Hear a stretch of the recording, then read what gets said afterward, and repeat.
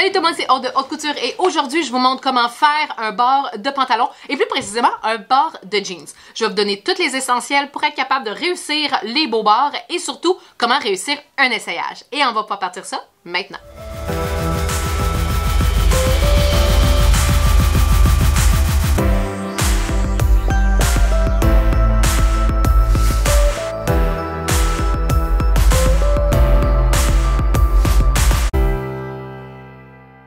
C'est pas sorcier quand on fait un bord de pantalon, ça nous prend quelques petites choses pour être sûr qu'on le réussisse de la bonne façon. L'essayage, on va se le dire, on se le cachera pas, est primordial pour être capable de savoir exactement comment on veut avoir notre bord. Mais des fois, ça peut être sur un jeans que vous faites pour vous et que le ourlet là, est inclus pas mal dedans. Mais je vous conseille quand même de l'essayer. Moi, le pantalon sur lequel je vais faire l'exemple aujourd'hui, c'est un pantalon que j'ai fait pour moi. Donc, je l'ai essayé. Puis je savais qu'un bord de 1 pouce, j'allais être correct, je l'ai rentré, j'ai regardé, j'aimais bien. Mais si jamais vous le faites pour quelqu'un, il y a quelques petites choses que vous pouvez faire juste pour vous faciliter la vie et être sûr de faire un bord qui va avoir de l'allure en bout de ligne. Il y a 4 choses qui vont être importantes à retenir. La première chose, c'est idéalement avoir un miroir plein pied. Comme ça, le client ou le membre de votre famille à qui vous faites le bord de pantalon va pouvoir se regarder et voir s'il est satisfait de ce que vous êtes en train de faire. La deuxième chose, c'est de vous assurer que le pantalon est déjà pré-lavé. Décati. Donc, si c'est un jeans qui a été acheté en magasin, on le lave avant de faire le bord de pantalon parce que sinon, il risque de rétrécir un petit peu, juste assez pour que ce soit plus le fun. Et si jamais c'est un jeans que vous avez fait, techniquement, vous avez fait votre décatissage avant de faire le projet. Donc, tout est beau. La troisième chose, c'est que si jamais c'est un pantalon qui va jusqu'à terre, ça va être de venir mettre vos chaussures. Je dis jusqu'à terre parce que moi, en ce moment, la plupart du temps, mes pantalons sont quasiment un 7/8e. Donc, j'ai pas vraiment besoin de mettre mes chaussures. Mais des fois, ça peut donner un bon visuel quand on vient faire l'ourlet, malgré tout.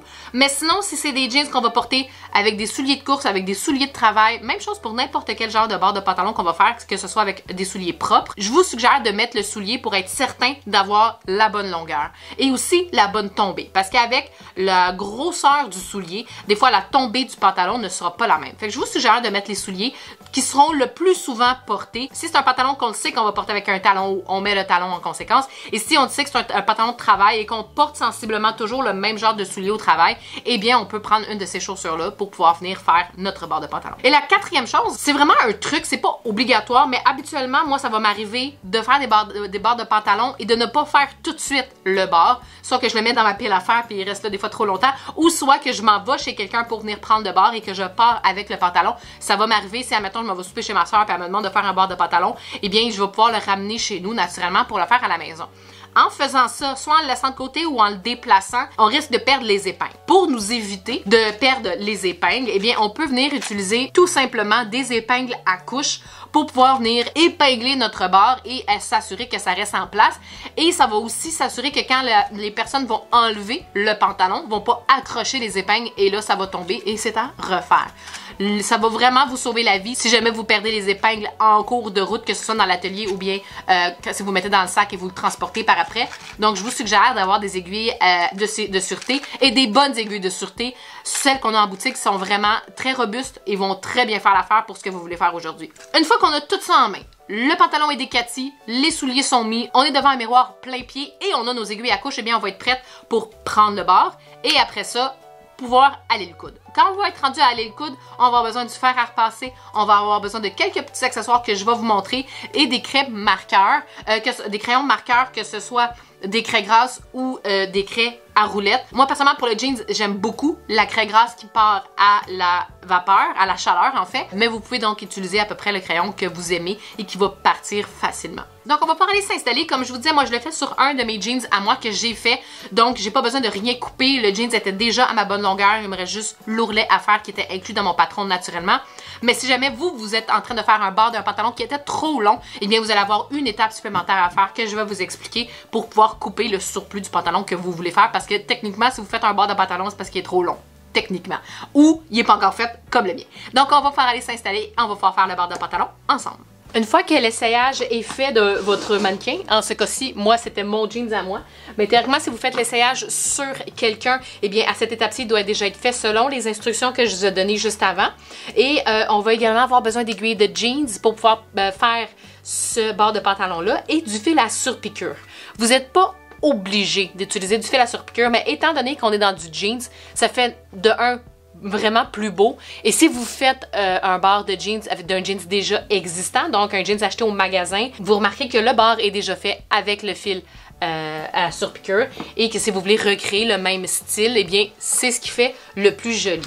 Sachez une chose, c'est que le fil à surpiqûre, on va venir l'installer sur le dessus, donc à l'aiguille, et à l'intérieur, on va venir utiliser du fil régulier. Moi, je vais prendre du fil de polyester noir, étant donné que j'ai un jeans noir, mais donc le fil de surpiqûre, on le met pas en dessous, pour la simple et bonne raison qu'habituellement, dans nos machines domestiques, avoir en haut et en bas, les fils sont trop épais, puis il y a certaines machines qui aiment vraiment pas ça, fait qu'on essaye de mettre dans la canette du fil régulier, et le fil d'aiguille, eh bien, on va venir prendre notre fil à surpiqûre. Fait que ça, je vais aller installer ça tantôt sur ma machine. Mais là, pour l'instant, j'ai fait mon bar. Moi, dans le fond, mon bar, je le rentre de 1 pouce. Donc, je vais venir m'installer sur ma Jeannette. Et je pense que je vais même venir rentrer les jambes vers l'intérieur. Si jamais, vous, en ce moment, vous travaillez dans un bar qui est déjà fait, donc qui n'est pas à ras comme qu'est-ce que moi, je suis en train de faire, vous allez vous marquer là où est-ce que vous avez pressé votre bar. Et quand vous allez l'ouvrir, là, dans mon cas, eh bien, ça va déjà être la bonne valeur, mais vous allez calculer 1 pouce à partir de cette ligne-là. Fait qu'à 1 pouce, je vais venir couper l'excédent. Fait que je vais me laisser une valeur de couture de 1 pouce parce qu'on va venir rentrer de 1,5 et 1,5 après. Puis vous allez pouvoir couper tout simplement ce qu'il y a de trop. S'il vous manque un peu puis que vous tombez dans l'ourlet initial, il faudrait découdre l'ourlet, presser et ensuite venir couper à 1 pouce de la marque qu'on a fait. C'est plus long, mais vous aurez peut-être pas le choix. Fait que moi, étant donné que je le sais, j'ai pas vraiment besoin de venir... en fait, moi, j'ai pas besoin de venir couper étant donné que mon ourlet était de 1 pouce et à partir du bord que j'ai déjà. Mais sinon, vous, là, on partirait au même endroit, c'est-à-dire que vous seriez coupé à 1 pouce de la marque qu'on s'était fait et on va pouvoir se retourner sur l'envers de notre pantalon pour pouvoir presser ça comme il faut. Donc, je vais venir insérer ma jambe dans la Jeannette, rentrer de 1 pouce, venir s'assurer qu'on a bien fait le pouce et on va venir presser ça.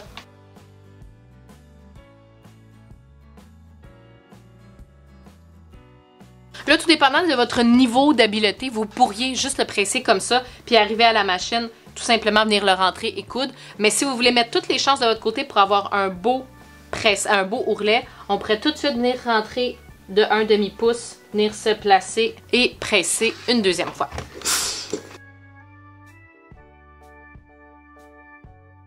Une fois que vous avez pressé tout le tour, vous allez remarquer qu'il y a 2 endroits où est-ce que c'est quand même très épais. Eh bien, à ces 2 places-là, vous avez le choix. C'est soit que vous donnez, ça dépend de votre machine à coudre. Vous êtes avec une machine industrielle, vous donneriez quelques petits coups de marteau et ça ferait le travail. On pourrait venir sur l'envers, se donner des coups de marteau sur notre valeur de couture pour aplatir les valeurs de couture. Et des fois, juste ça peut être suffisant. Je vous suggère de le faire juste après avoir mis beaucoup de vapeur sur votre jeans. Comme ça, une fois que votre jeans est imbibé de vapeur, il est beaucoup plus malléable. Et après avoir donné les coups de marteau, il va vraiment s'être mieux aplati étant donné qu'il était malléable. Mais sinon, ce que vous pourriez faire, dérouler ce qu'on vient de presser. Et on va pouvoir venir faire une incision dans le premier pli, dans le deuxième pli. Fait que pas le premier, le deuxième. Je vais venir faire une incision dans ma valeur de couture, sans couper naturellement ma couture. Comme ça, je vais pouvoir envoyer un à gauche, un à droite. Et quand je vais venir le plier, eh bien, mon épaisseur de jeans va être répartie des 2 côtés. Fait que ça va être beaucoup moins épais. Fait que là, je peux faire ça, puis je peux quand même venir donner un coup de marteau dessus si je veux mettre toutes les chances de mon côté. Je vais venir faire la même chose de l'autre bord, juste ici. Donc, je me déplie. Je viens faire une incision dans ma valeur de couture jusqu'à ma couture sans la couper. Je vais en garder la valeur de couture de la jambe où est-ce qu'elle était et je vais changer de côté l'autre. Là, ce petit surjet-là, je pourrais le couper. Et quand je vais venir me retourner, eh bien, je vais avoir beaucoup moins d'épaisseur. Comme ça ici. On pourrait venir s'épingler. Je vais venir faire la même chose de l'autre côté, juste pour être capable de maintenir ça en place parce que si jamais c'est des jeans du commerce, des fois, là, ça fait très longtemps que les ourlets sont faits. Fait qu'ils ont comme un mauvais pli qui est bien difficile à faire partir. Fait que je vais juste, vous pourriez juste venir vous épingler pour vous assurer que les valeurs de couture restent en place Et là, bien, vous allez être prête à venir faire votre couture.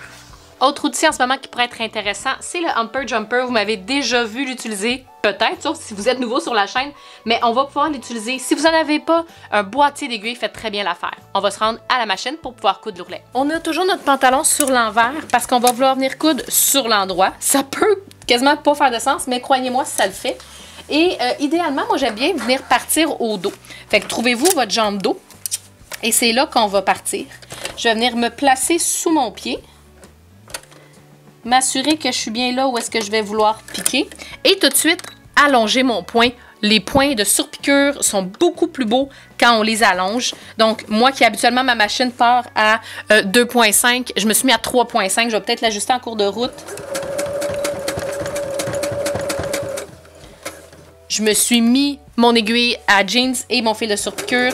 Mon fil en dessous, c'est le fil de canette. Ma longueur de point me satisfait, fait que je vais venir coudre tout le tour comme ça.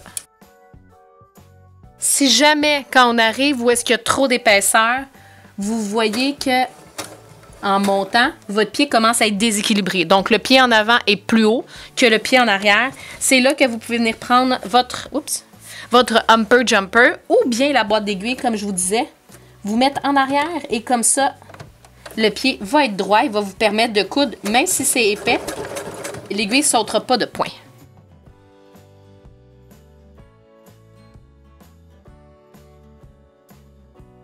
Quand j'ai fait tout le tour, je retrouve mon point où est-ce que j'ai commencé. Je fais mon petit point d'arrêt et c'est tout. Une fois qu'on a fini, on va pouvoir couper nos fils, faire un autre pressage si c'est nécessaire et naturellement, venir faire la même chose de l'autre côté. Mais sinon, notre ourlet est terminé. Et voilà, tout le monde, c'est ce qui conclut la vidéo d'aujourd'hui. J'espère que ça vous a été utile et que maintenant, vous allez vous sentir apte à aller faire les bords de pantalon. Mais si je peux me permettre un conseil, c'est pas parce que vous êtes capable de le faire que vous devez le faire. Parce qu'on se le cachera pas que les bords de pantalon, c'est pas ce qu'il y a de plus le fun. On réserve ça pour nos personnes chouchous, famille, amis, papa, maman. Moi, c'est des personnes avec qui je les fais. Le restant du monde, je fais pas vos bords de pantalon. Fait que je vous suggère à pratiquer une chose et à dire non, ça je le fais pas. Fait que ça va être pour vous, ça va être pour votre famille. Vous n'êtes pas obligé de commencer à faire des retouches pour tout le monde, mais c'est des techniques qui sont super intéressantes à avoir dans notre arsenal de techniques. Comme d'habitude, si jamais il y a quoi que ce soit, n'hésitez pas à laisser questions, suggestions, commentaires juste en dessous de vidéo, à cliquer j'aime si c'est du contenu qui vous a aidé et aussi à vous abonner si vous voulez avoir les notifications sur tous les prochains vidéos, que ce soit les coutures accompagnées, les tutoriels ou encore les lives que je fais à tous les vendredis matins, 10h. Et si jamais ça vous intéresse d'avoir un petit peu plus de contenu haute couture ou tout simplement à encourager la chaîne que je fais ici, eh bien je vous suggère d'aller voir le lien qui est juste en dessous du vidéo, mon lien Patreon. Vous allez pouvoir soit encourager la chaîne et essayer d'avoir aucune publicité dans les vidéos haute couture, ou vous pouvez aussi choisir des niveaux un petit peu plus élevés pour avoir des contenus exclusifs comme des vlogs, des sprints, et même si vous voulez avoir le niveau supérieur, un club de couture qu'on fait à tous les mois. Donc sur ce, tout le monde, je vous dis bonne couture et on se revoit en 2023.